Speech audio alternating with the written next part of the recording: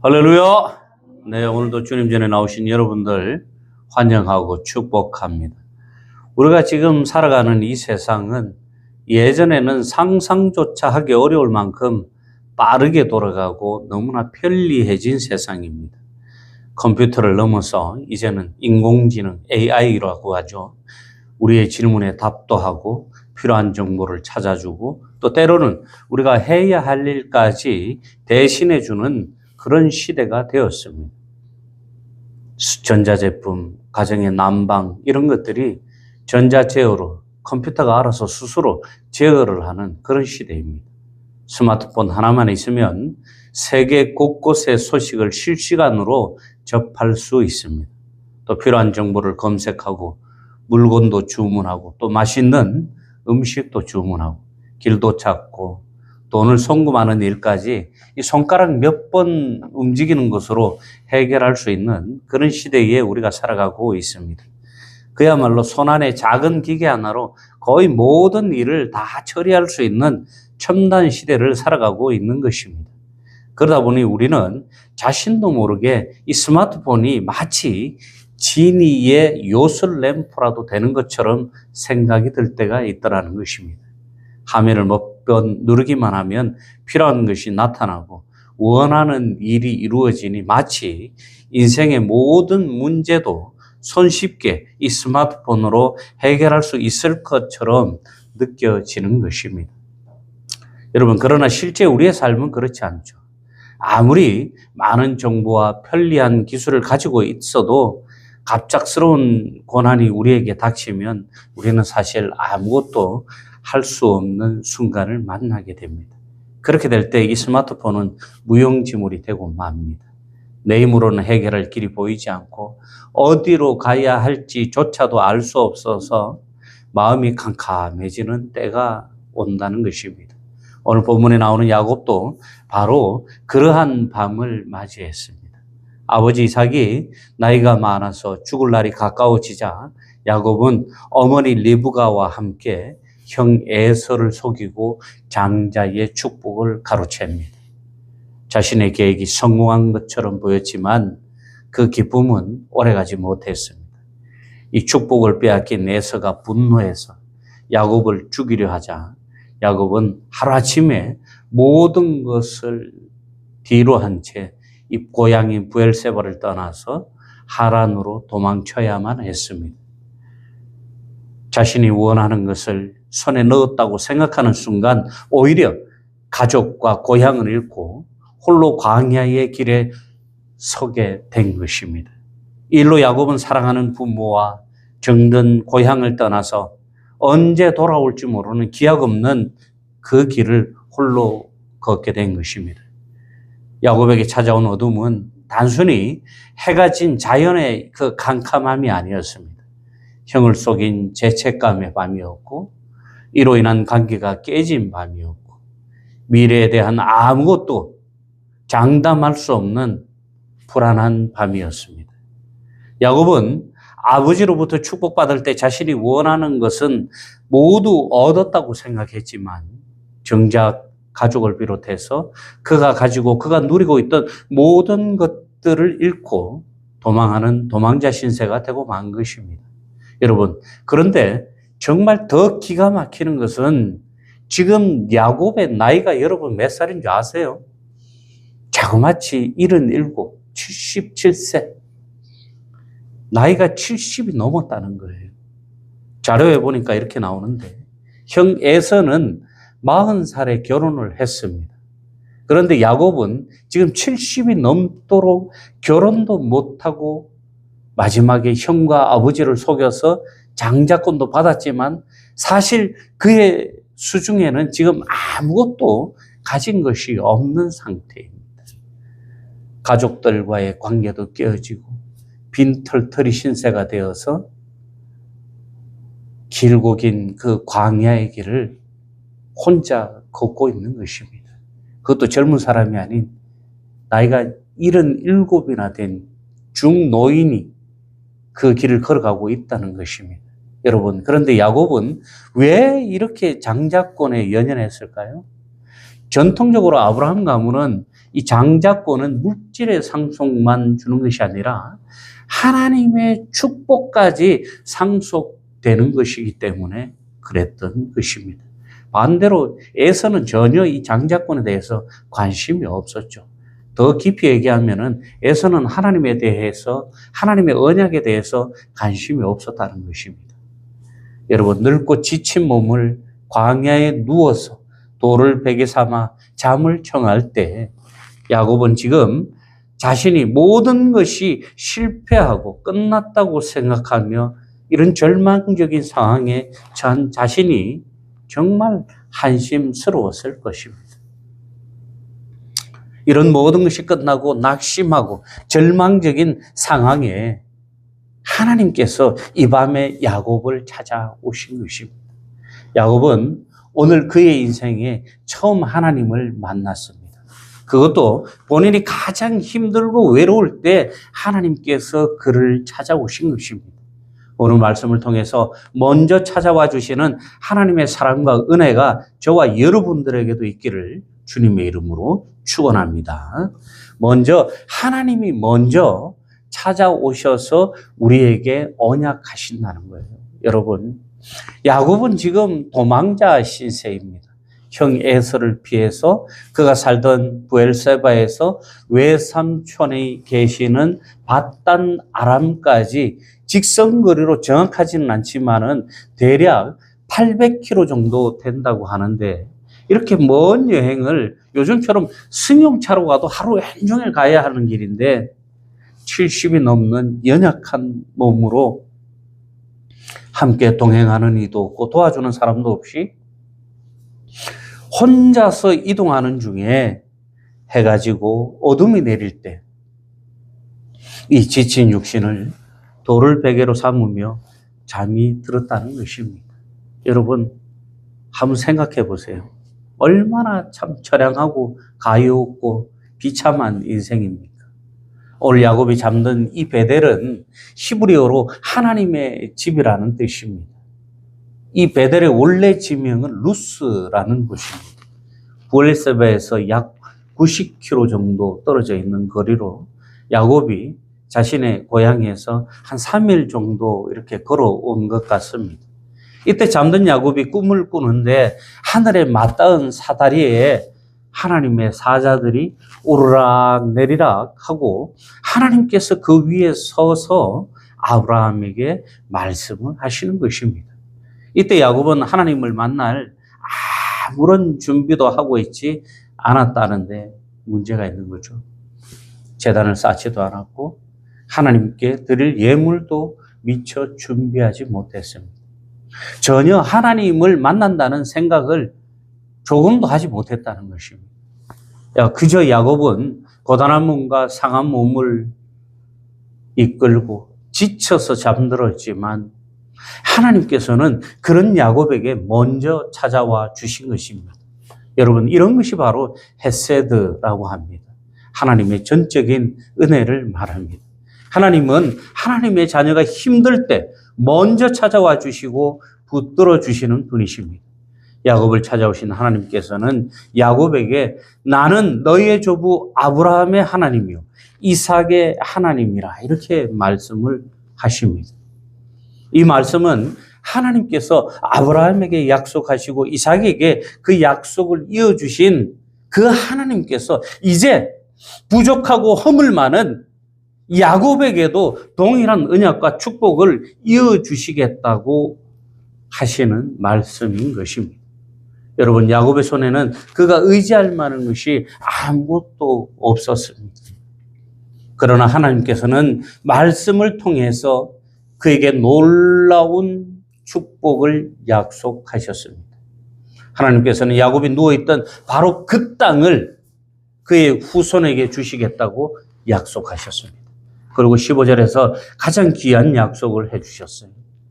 내가 너와 함께 있어 내가 어디로 가든지 너를 지키며 너를 이끌어 내 이 땅으로 돌아오게 할지라 내가 내게 허락한 것을 다 이루기까지 너를 떠나지 아니하리라. 아멘. 여러분, 야곱이 하나님의 약속을 받은 베델에서 하란까지는 약 800m 정도 된다고 얘기했는데 정말 멀고 험한 길입니다. 요즘처럼 막 길이 잘 나 있고 가다 보면 좋은 식당들도 있고 막 그런 시대가 아니에요. 진짜 광야에 모래바람만 날리는 떼약볕에 그런 길입니다. 물도 없을 것이고 음식도 굉장히 부족했을 것입니다. 그러나 하나님께서는 그런 그 길을 야곱 홀로 가지 않게 하시고 그 길뿐 아니라 내가 어디로 가든지 내가 너와 함께 하겠다고 야곱에게 약속을 하셨습니다. 여러분, 이 말씀은 야곱의 결심이 아니라 하나님께서 언제 어디서 어떤 상황에서도 내가 너와 함께 하겠다는 하나님의 약속인 것입니다. 이것은 야곱이 하나님께 충성했기 때문에 약속을 주신 것도 아니에요. 하나님의 전적인 은혜로 하나님께서 야곱에게 주신 축복인 것입니다. 사랑하는 성도 여러분, 우리도 야곱처럼 늘 부족합니다. 우리 안에 야곱과 같은 욕심이, 거짓이 있고 후회스러운 각오도 있습니다. 그러나 하나님께서는 부족한 우리를 외면하지 않으시고 독생자 예수 그리스도를 보내어 주셔서 우리를 하나님의 백성으로 삼아 주신 것입니다. 성경은 하나님의 모든 약속이 그리스도 안에서 이루어졌다고 말씀합니다.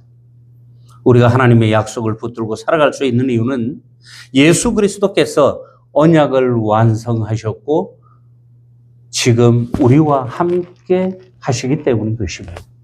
그러므로 우리가 실패했을 때 여러분 창피하다고 하나님을 피해서 도망하지 마시고 더 주님께 나오시기를 바랍니다. 오늘도 연약한 우리에게 하나님께서 먼저 찾아오셔서 말씀하십니다. 사랑하는 자녀야, 내가 너와 함께하고 내가 너를 떠나지 않겠다. 아멘. 우리와 함께 하시는 주님과 동행함으로 하늘의 신령한 복을 누리시기를 바랍니다. 두 번째로 예수님은 하나님과 우리를 이어주시는 참 사닥다리이시라는 것입니다.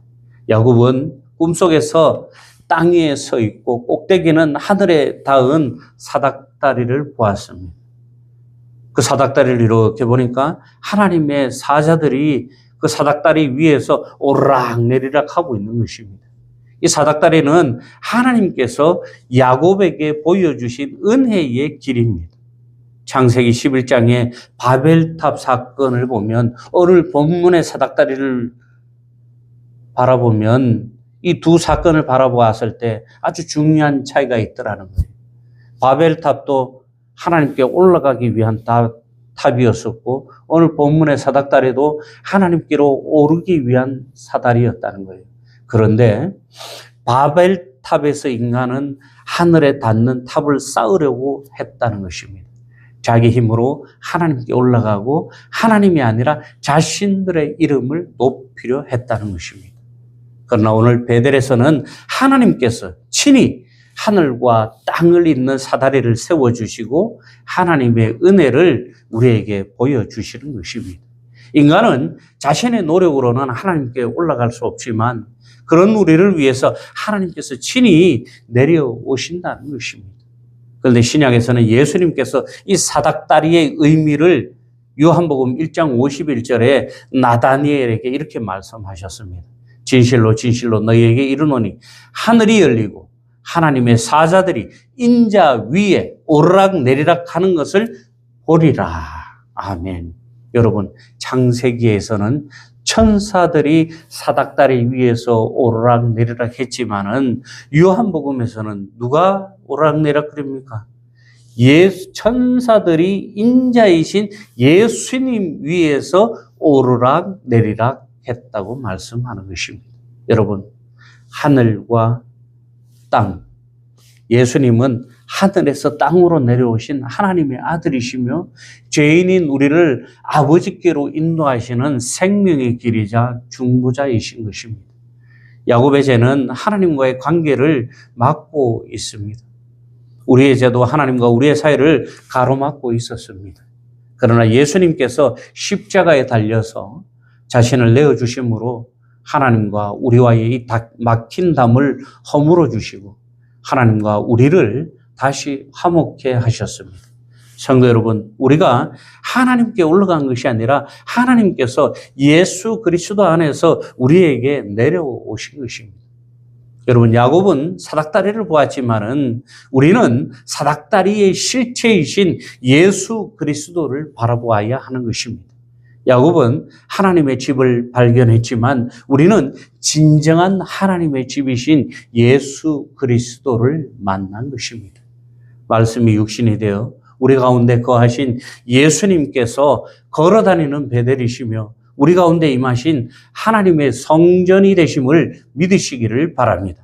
그러므로 우리의 소망은 예수 그리스도께 있는 것입니다.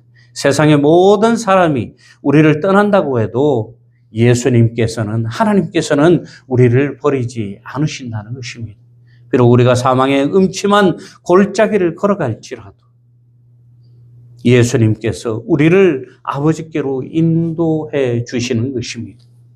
여러분, 혹여 지금 고난 가운데 있는 성도분들이 계시다면 여러분 절망하지 마시고 우리를 구원하여 주신 십자가를 바라보시기 바랍니다.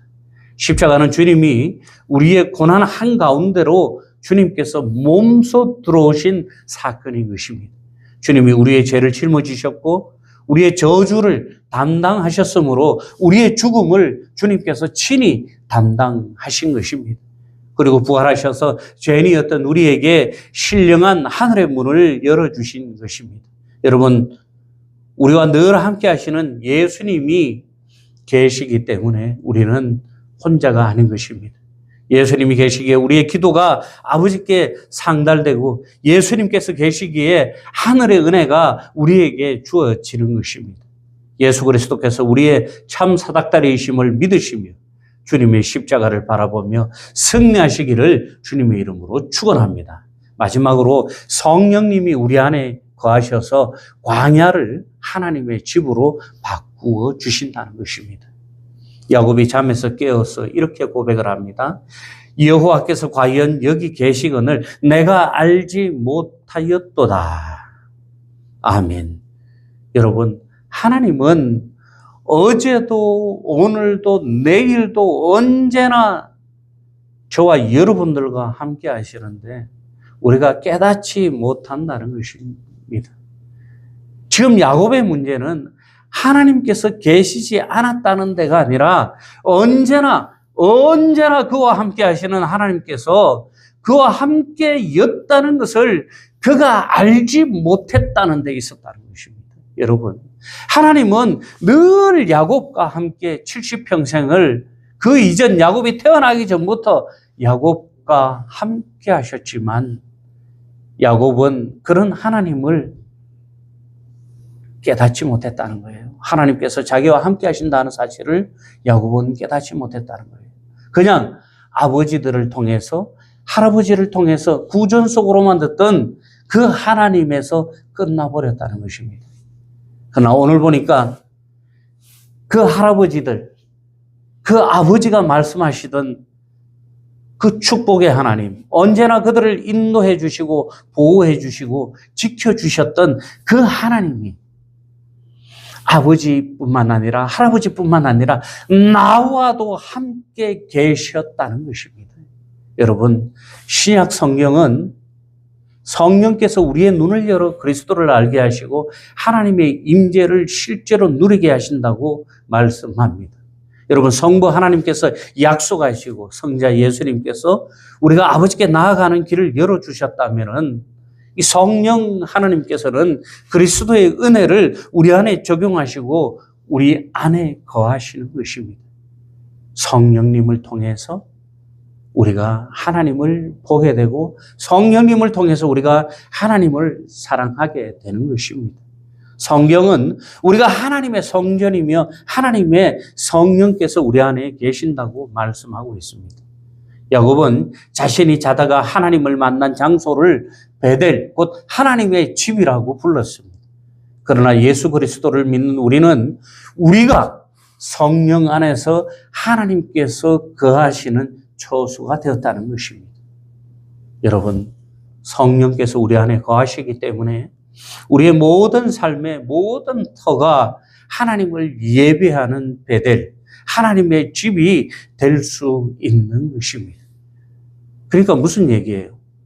성령 충만한 여러분들이 계시고 여러분들이 예배하는 그 장소가 어디든지 간에 그 장소가 특별히 좋거나 은혜로워서 베델이 되는 것이 아니라 하나님께서 여러분들과 함께 계시고 우리가 그 하나님을 수시로 만날 수 있다면 그 어디든 그곳이 하나님의 집이 되는 것입니다. 야곱은 자신이 베개로 삼았던 돌을 가져다가 기둥을 세우고 그 위에 기름을 붓습니다. 자신이 하나님을 만난 자리를 구별하여서 기념하고 하나님께 드린 것입니다. 여러분, 돌베개가 예배의 기둥이 되었습니다. 도망자의 잠자리가 하나님의 집이 되었습니다. 야곱이 절망에 지쳐 잠든 장소가 은혜를 기억하는 장소로 바뀌어버린 것입니다. 여러분, 성령께서 역사하셔서 우리의 삶에도 이러한 변화가 일어나기를 주님의 이름으로 축원합니다. 우리가 원망하고 실패했던 자리가 성령이 함께 하시면 하나님의 은혜를 증언하는 자리가 되는 것입니다. 여러분, 야곱은 하나님을 만나고 잠에서 깨어난 후에도 외삼촌의 집 하란으로 가야만 했습니다. 하나님을 만났다고 해서 그의 모든 고난이 끝난 것이 아니었습니다. 외삼촌 나반을 만나도 또 오랜 세월 고생을 해야만 했습니다. 주님을 만났다고 그의 인생에 단번에 꽃길이 된 것은 아니지만 그러나 한 가지가 달라진 것입니다. 뭡니까? 야곱은 이제 더 이상 혼자가 아니라는 것입니다. 하나님께서 자신과 함께 계신다는 이 든든한 약속을 품고 남은 길을 걸어갈 수 있게 되었다는 것입니다. 여러분, 아무도 없는 그 삭막하고 적막한 광야의 길을 지금까지 혼자 걸어왔는데 이제는 남은 길을 하나님께서 동행해 주신다고 생각해 보세요. 얼마나 기쁘고 든든하겠습니까? 이 야곱의 남은 인생길이 그런 길이었다는 것입니다. 복음은 광야에서도 하나님께서 우리와 함께 하신다는 소식입니다. 그러므로 매일 아침 이렇게 고백하시기를 바랍니다. 주님, 오늘도 함께 하시고 제가 알지 못할 때에도 저와 함께 계심을 믿습니다. 아멘. 그리고 어려운 일을 만날 때마다 우리가 절망적일 때 이렇게 기도하시기 바랍니다. 성령님, 제 눈을 열어주셔서 이 자리에서 주님을 보게 하여 주시옵소서. 아멘. 여러분, 그리고 언제나 우리가 머무는 삶의 자리에서 하나님을 예배하시기 바랍니다. 정직하게 살아가시고 우리의 이웃을 사랑하고 그들을 용서하고 그들을 섬기며 주님의 말씀에 순종하시기를 바랍니다. 하나님의 임재를 깨달은 사람은 이전과 똑같이 살아서는 안 되는 것입니다. 하나님을 만난 사람들, 하나님을 통해서 예수 그리스도를 통해서 우리의 죄 씻음을 받고 구원받은 사람들은 달라져야 하는 것입니다. 새로운 삶을 살아가야 하는 것입니다. 하나님께서 일러주시고 하나님께서 말씀하시는 대로 살아가야 하는 것입니다. 야곱이 돌을 세우고 기름을 부으며 그 자리를 하나님께 구별했듯이 우리도 우리의 몸과 시간과 모든 삶의 부분들을 하나님께 구분해서 드리시기 바랍니다. 사랑하는 성도 여러분, 하나님께서는 도망자 야곱을 먼저 찾아오셔서 말씀하시고 축복하셨어요. 내가 너와 함께 하겠다. 내가 너를 떠나지 않겠다. 그리고 성자 예수님께서는 우리와 하나님을 잇는 참 사닥다리가 되셨습니다. 십자가로 막힌 담을 허무시고 우리가 아버지께 나아갈 길을 열어주신 것입니다. 성령께서 우리 안에 거하셔서 하나님께서 여기 계심을 우리가 늘 깨닫게 하시고 우리를 하나님의 성전 삼아주시고 우리의 광야를 베델로 변화시켜 주시는 것입니다. 혹시 여러분의 인생에도 도망 중에 해가 지고 있습니까? 너무나 두렵고 너무나 후회되고 너무나 불안한 그러한 시간들이 지금 여러분 앞에 있습니까? 광야에서 돌베개를 메고 홀로 누운 것처럼 외롭고 고통스러움이 여러분 안에 혹시 있습니까? 여러분, 해가 져도 하나님의 언약은 사라지지 않습니다. 우리가 하나님을 느끼지 못하는 순간에도 하나님께서 저와 여러분들과 함께 하시고 계시다는 것을 기억하시기 바랍니다. 여러분, 하나님께서 나와 함께 하시면 길거리에 굴러다니는 돌도 예배당의 제단이 되는 것이고 두려워 피하는 도망길이 거룩한 순례의 길이 되는 것입니다.